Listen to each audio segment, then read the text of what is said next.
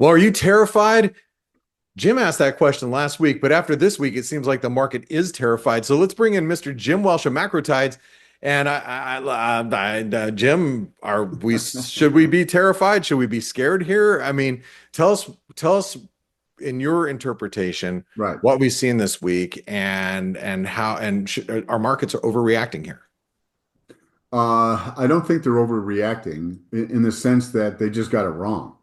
People like to say markets discount the future and the market's telling me such and such. And so, what we saw on February 3rd, Blake, was the S&P dropped when Trump announced the first tariffs and then rallied to a new high. And so there were people like, wow, the market's telling me that, this is going to blow over, the economy's going to be okay, sooner or later the Fed's going to cut rates, all good reasons to be bullish.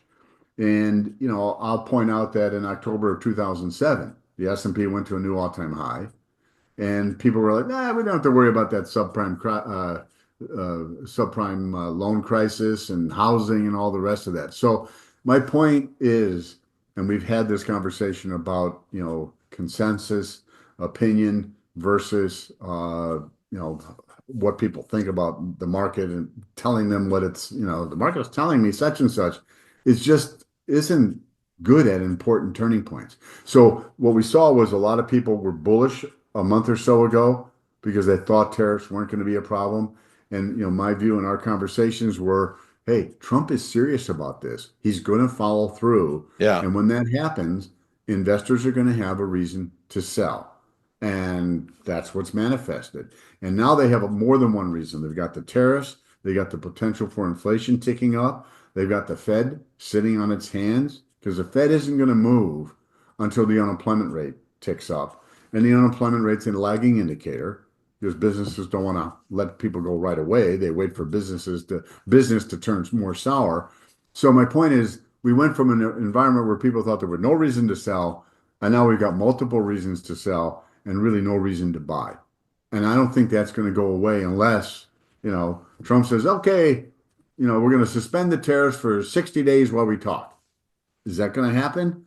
Maybe, not likely.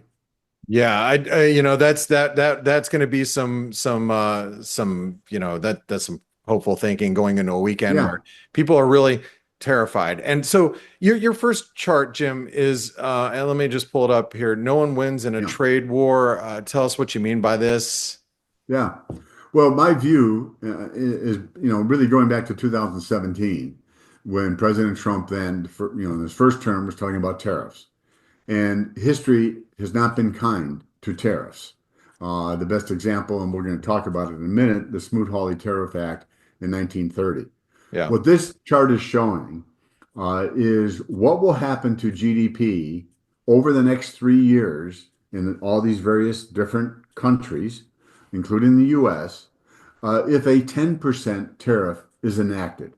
Well, as we know, 10% is the baseline. And then on top of that, we have tariffs of 25% or greater on a lot of different countries. So, in other words, the numbers shown here, kind of grossly understate what is potentially going to happen if the tariff levels announced yesterday are maintained. So, in terms of the US, GDP will be 72 basis points weaker. Well, over 3 years, that's not it's a haircut.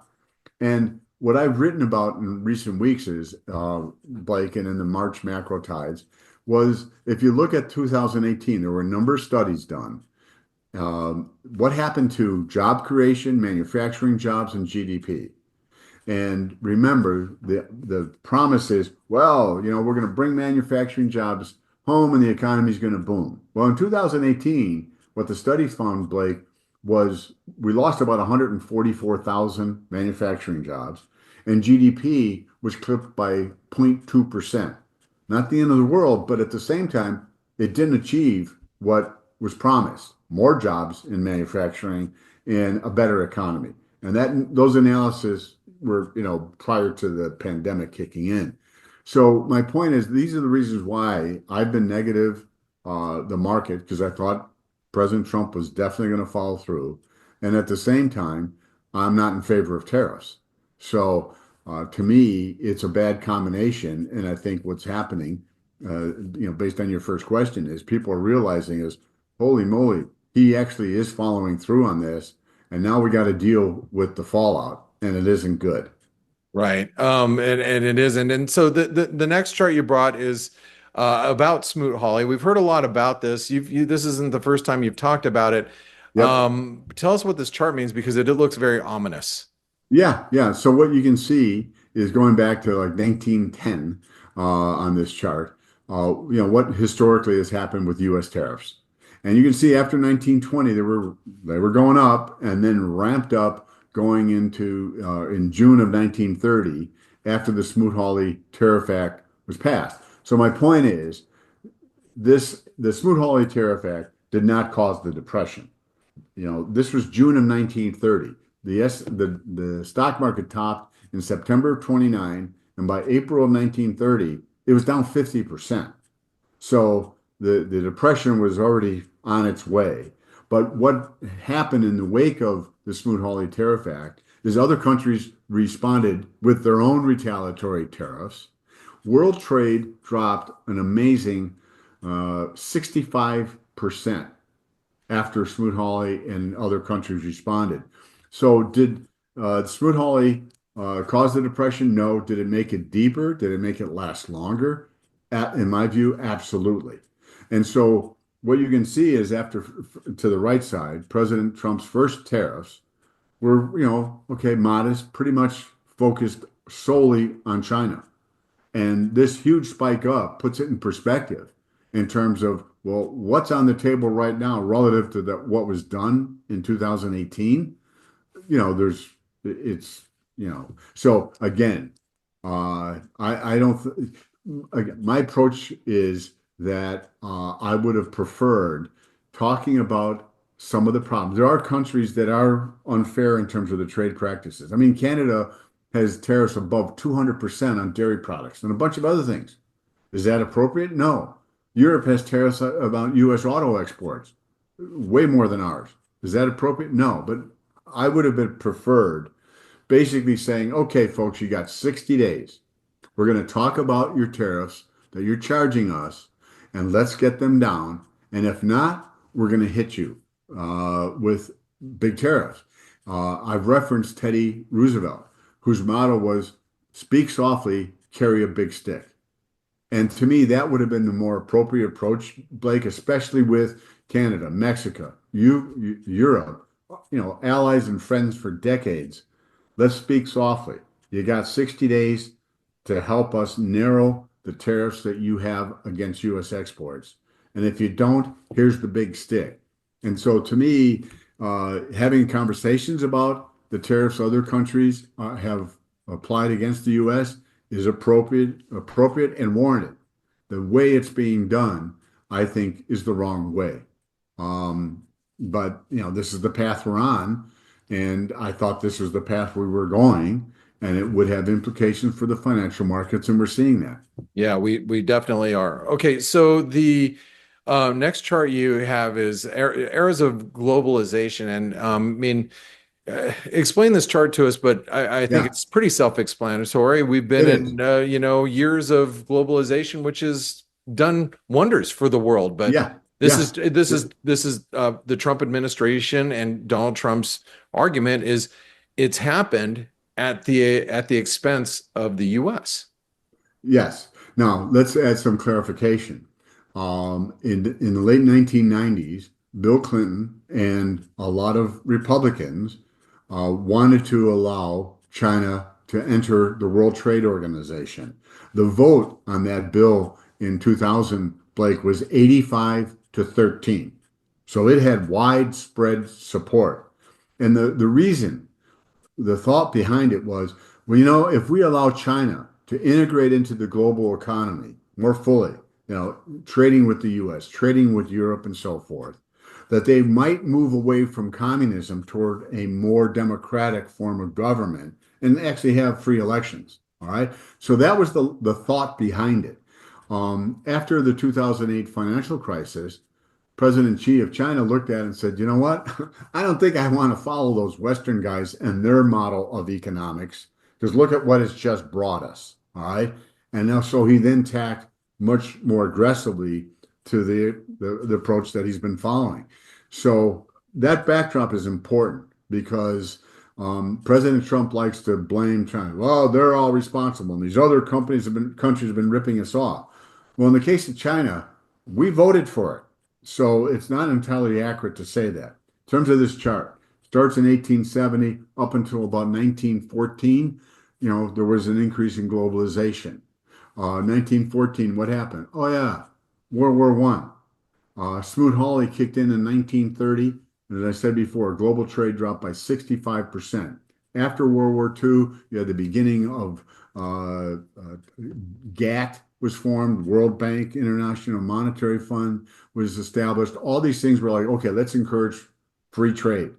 And it happened for a long time. 2010, all of a sudden we hit a plateau. And we've been going sideways since. So the thing I will point out about globalization, uh, more than 800 million people over the last 30 years have been lifted out of poverty. Standard of livings were increased around the world. That said, there's also been trade abuses that have built into the system that need to be evened out. But the parallel of 15 years from 1914 to 1930, and now we got 15 years about from 2010.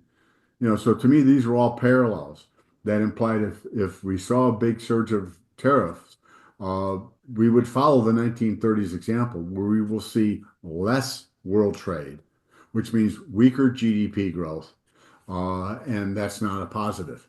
So, again, history is very clear, and as I noted, in 2018, we have very recent history that didn't achieve the stated goals of increasing manufacturing employment and helping GDP growth.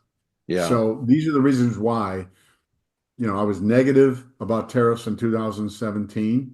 And the reason why I didn't vote for President Trump back then, I didn't vote for Hillary either. I voted for myself.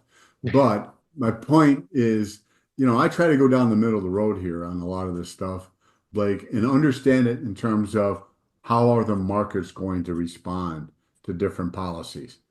And Well, and if I can get that right, I think that's way more important than either being critical or praising any policy. I'll tell you how it responded, and I know a lot of you are not going to find that funny, but Yeah. we did. I mean, markets are on their lows. We're at 51.15 at the time of recording. So the S&Ps are on Okay. fresh new lows on the day, and I'm assuming a lot of these margin calls are happening. They're going So out. Yeah. yeah. Yeah. Yeah. What I pointed out in the last few weeks in the weekly technical review, Blake, is that, when the market gets oversold, under normal circumstances, you can get a bounce. Okay. But you can get to these places where there are good reasons to be a seller. And think about it. 2, 3 months ago, hey, Trump is just negotiating, no big deal. Well, all of a sudden now that we have a tariff war, we've got the economic outlook is starting to deteriorate, and the Fed is sitting on its hands. So you have multiple reasons to be a seller and no reasons to be a buyer. So what I pointed out in the weekly technical review is that some of the biggest declines in history have occurred when the market was oversold. Yeah. Why? People had many reasons to be a seller and no reasons to be a buyer. And then as selling begets selling, margin calls become part of the reasons. You got to bring in some money in the next 30 minutes or else. Forced And so liquidation. that's why, pardon? Forced liquidation. Exactly. All Yeah. right. And so when we talk about the S&P chart, the chart implies that we're going to see more selling. Well, here's the S&P chart, and tell us that we don't have to be terrified anymore, Jim. I noticed that you're not showing us the bottom of the chart that or lower. That means Yeah. you might be Yeah. bullish. What do we got? No, no, it's just that I want to show a chart that doesn't go back to August of 5th of last year. Because remember the carry trade unwind with the yen, the S&P hit a low of 51.19. So think about this. From that low of 51.19 last August, Blake, the S&P spent 28 weeks going up to the high at 61.47 on February 19th. We've retraced all of those 28 weeks in 6 weeks. So you think people have reason to be a seller? That's what's causing this. So when we talked last week, I noted you got wave one down to 55.04, three wave rally up to 57.86. As you noted when we were talking, hey, that's a bear flag. And the idea is like, yeah, if it takes out that red trend line, we're going down. I then pointed out that uh, the S&P had declined 640 some points from 61.47 to 55.04. You subtract 640 points from 57.86, and that's 51.43. At the time, I think people were like, you're out of your mind. Well, again, there's reasons to sell, and we not only took that out, we're at 50, we're below even 51.19. So the other thing too is over the weekend, people are going to be reading, people who normally don't pay much attention. They got money in the market, but they've learned, I don't pay attention, I don't look at it. Guess what? They're going to look at it over this weekend. They're going to read. And so the risk of there being even more selling early next week is pretty high, which means even more margin calls and so forth. I'll point out in October of 1987, crash had on a Monday. Why? Because Friday was the S&P was down over 4% on that Monday before October 19th. The crash in 29 was on a Tuesday. The market was really weak that Friday and Monday. So my point is, you know, um, when wave three ends, when I put this together, I thought, well, okay, the S&P has just bounced 130 some points off of 51.19 when I was putting this chart together. Yeah. There's going to be a wave four for wave three, and then there'll be wave five of wave three, then a bigger rally for wave four from 61.47, and then another leg down. So, that's what the chart's implying here, Blake. And unless we see a huge shift in terms of the trade stuff, and I don't think that's happening, I think next week we're going to get more countries saying, hey, you know, I'll call your bid of 25% tariffs and I'm going to raise you. Now, Vietnam, I think, said in the last 24 hours, let's talk about this. Maybe we can get rid of tariffs altogether. Yes. I think potentially that's one of the end games, and maybe we'll start to see that happening in individual country bases, which would be constructive. But right now, in terms of Canada, Mexico, Europe, they're really angry, and I think they're going to up the ante. And we saw it obviously in China overnight, and Yes. that's what's leaning us the direction it is right now. Well, let's talk a little bit about gold. You've been looking for a top in gold, and it Yep. looks like we might be forming one. I don't know.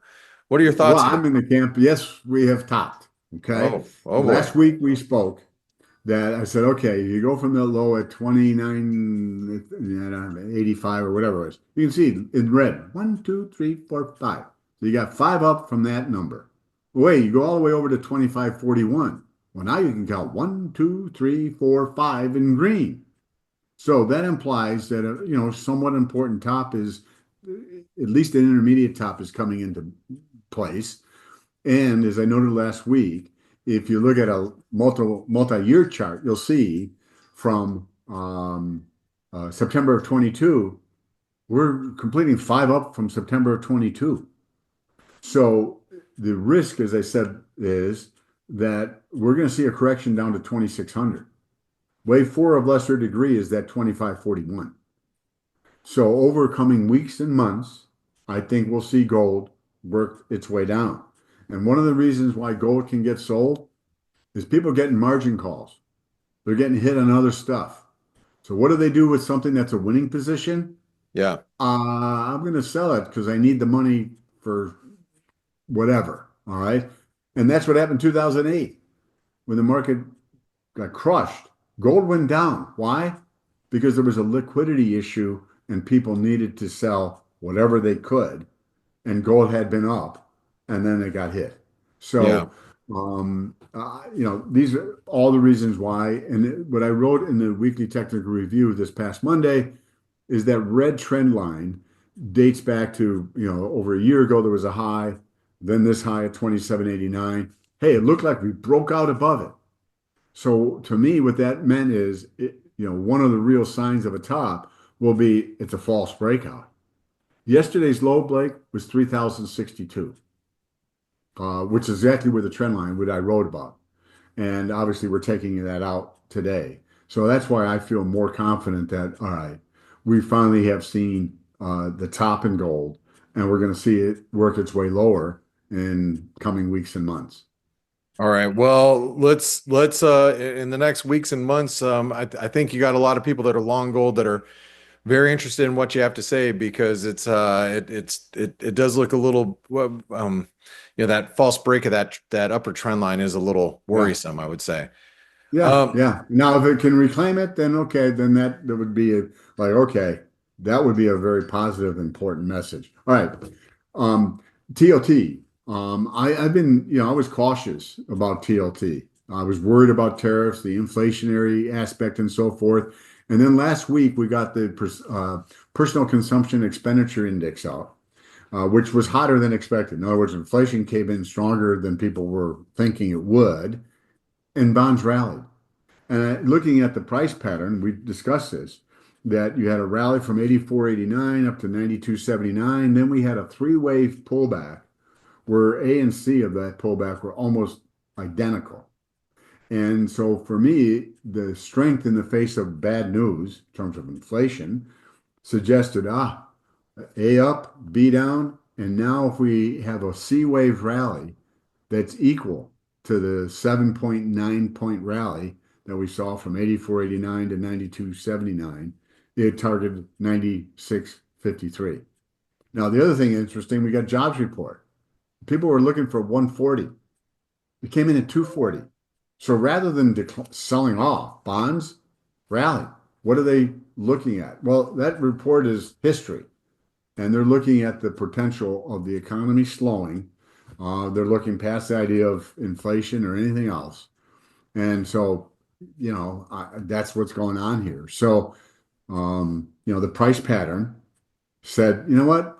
It's time to turn bullish in the way it acted last Friday. So I'm glad to see it following through today. And it was also something I mentioned last week, Blake, that the price pattern in the bonds and TLT looked like it's going to rally. Well, what would cause TLT to rally? Stock market going down. And I mentioned that because, and that was one of the reasons why I thought, hey, the S&P uh, could be getting set up to get hit pretty hard. So, well, it sure did. All right. Well, the last chart you brought up, Jim, is the dollar. The dollar has seen a resurgence just today. mhm, We've seen the dollar really strengthen the last, say, 24 hours or so after yeah, this tariff news. We call more a little bit of risk aversion at this point in time. yep. So the dollar's had an epic fall. You've been talking about a move down into the 90s. Positioning has kind of swayed that direction over the last, several months. We've seen this Yep. unwind of dollar longs. But is it over? Are we going to get more dollar strength from here? I think just in the very near term, I mean, what we talked about last week and subsequent, prior weeks was that from the high at 110.17, you had one down, two up on February 3rd, which was the initial tariff announcement. And then you can see from that high, one down, two up, three down. What I said last week or 2 weeks ago is I think we're going to get a bounce to 104.50 to 105. It bounced. And then last week when we talked is, okay, the pattern suggests we're going to go down below 103.20. That will be wave five of wave three. Then we're going to get a wave four bounce, like the bounce from 106.97 up to that 109.88. And then there's going to be another leg down. So I think the low that we saw yesterday, Blake, completed wave three from the 110.17. We're getting a bounce for wave four. It could get up towards the 104.65. That's wave four of lesser degree. So at least it'll get above 103.20.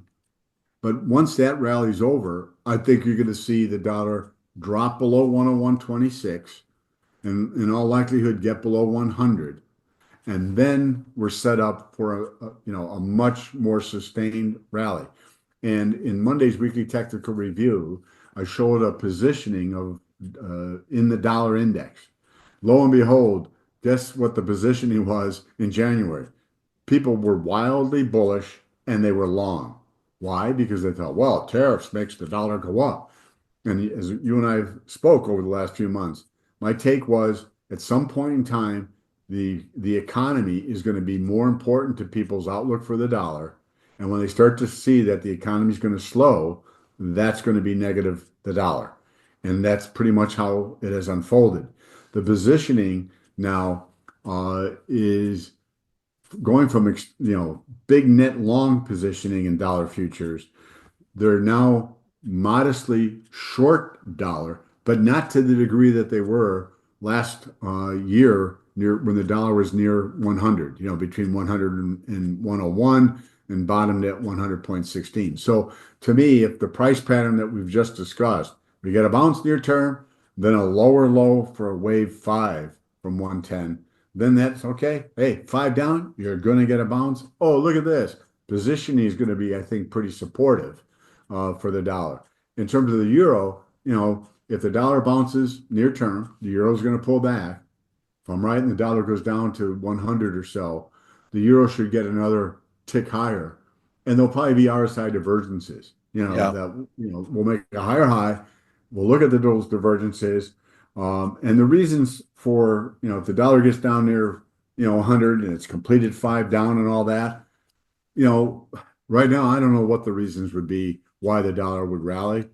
My guess is, when the dollar, if and when it gets to that 100 and we see positioning get even more negative toward the dollar, we'll be able to say, well, this could happen, that could happen, and short covering, because now too many people are short relative to, well, too many people were long when the dollar was at 110.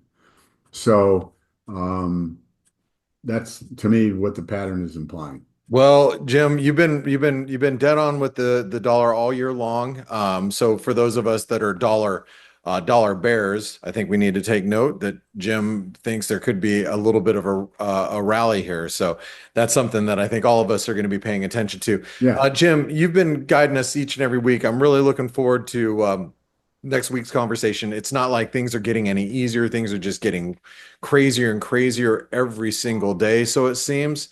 yeah, So how do traders keep up with what you're doing and more up-to-date analysis with you sure. now? Well, Jim Welsh Macro at Gmail, send me, let me know you're from Trader Summer. I'm happy to send you a recent issue, the March Macro Tides, the recent weekly technical review.